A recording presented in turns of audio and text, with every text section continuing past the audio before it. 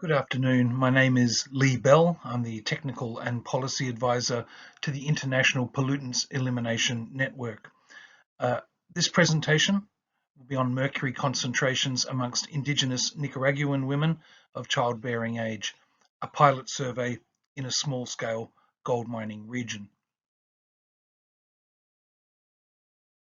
Hair sampling for mercury in the Waspam region of Nicaragua. IPEN has been conducting hair sampling among women of childbearing age, roughly 18 to 44 years, across the globe since 2011, using the same methodology for comparison between groups. Women and their unborn children are most vulnerable to the neurotoxic effects of mercury and provide an insight into mercury exposure levels. More recently, IPEN has conducted hair sampling in regions where artisanal and small-scale gold mining is practiced using mercury amalgamation method to extract gold. Mercury often contaminates the local environment, including rivers and associated biota. As Indigenous communities near rivers are often reliant on freshwater fish for their dietary protein, we conducted sampling in 4 Indigenous communities from Peru and 2 adjacent communities in the Waspam region of Nicaragua. The Liobra community and the Lilamni communities are situated on the Rio Ombra and Rio Waspak tributaries of the Rio Coco. And the rest of this presentation refers to the Nicaraguan sites that we sampled. For our methodology, we had trained volunteers from participating organizations of IPEN on the ground in Nicaragua, contacting Indigenous communities for permission to sample, and then seeking volunteers to take part in the sampling. Following an introductory workshop on mercury exposure, 30 to 35 women of childbearing age in each community provided a small hair sample to organizers. Simultaneously, a detailed participant survey is taken on their recent dietary habits, mainly fish consumption, and any potential mercury exposures they may have had. The hair samples are then shipped to Biodiversity Research Institute, BRI, laboratories in Maine, United States for analysis of total mercury. Following analysis, participants are informed of their results, the context of its meaning, and a fish advisory indicating higher and lower risk fish that are available in the local river is then distributed.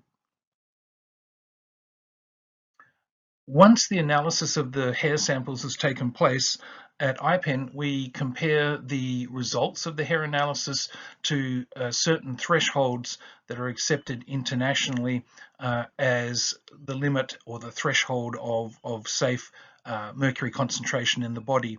If you look at this small bar graph here, you'll see a solid red line. That is the hair reference dose level, which we commonly use of 1 ppm. That's considered the uppermost threshold that is safe to have present in your body as measured in hair. This is the US EPA's reference dose for mercury in human hair.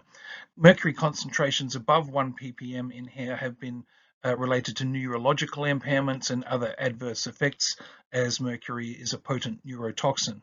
We also have this dotted red line below the hair reference dose level, and this is what we call the proposed level of 0.58 ppm, as several scientists have reviewed historical data on mercury concentrations in humans, and they have found that the negative effects of mercury contamination actually begin at 0.58 ppm rather than 1 ppm. So we've included this as an additional threshold level to compare our results to.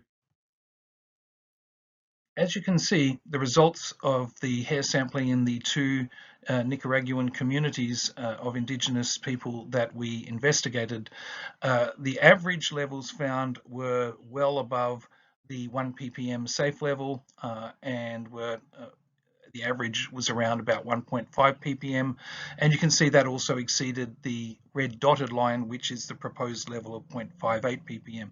So in this case, most of the participants had levels of mercury in their hair that indicated there's a problematic source and that their levels were of concern. As you can see in this table, More than 80% of participants in Elimination had levels that exceeded 1 ppm, and 76% of participants in Liobra had levels that exceeded 1 ppm.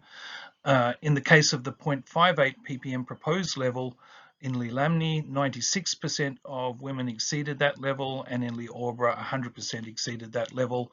And the highest levels recorded in individuals were 4.64 ppm and 3.57 ppm respectively. And several individuals in each village exceeded the safe threshold by 2, 3, or even 4-fold. Analysis of their dietary survey indicated that high mercury levels were associated with higher fish consumption for individuals. This is the Bachi fish pictured from local river system, and other published data indicate significant mercury contamination of fish in the Rio Umbra and Rio Waspak tributaries attributed to ASGM activity. So for conclusions and recommendations, Nicaragua and several regional neighbours are hotspots for small-scale gold mining using mercury, leading to widespread environmental pollution, food chain contamination and human exposure.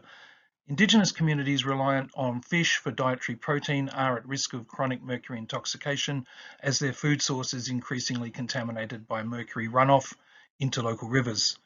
National authorities should take strong action to prohibit mercury imports and use in gold mining. Authorities should take action to conduct further mercury assessments to provide health interventions and support to Indigenous people impacted by mercury contamination. At an international level, the Minamata Convention on Mercury should be strengthened to prohibit the global trade in mercury, phase out ASGM as an allowable use of mercury by 2032, and accelerate the phase out of primary mercury mining, all of which will significantly reduce the supply of mercury to artisanal small-scale gold mining. And this will help the Indigenous people of Nicaragua and other neighbouring countries in their battle to preserve their environment and to maintain a food source free of mercury contamination. Thank you.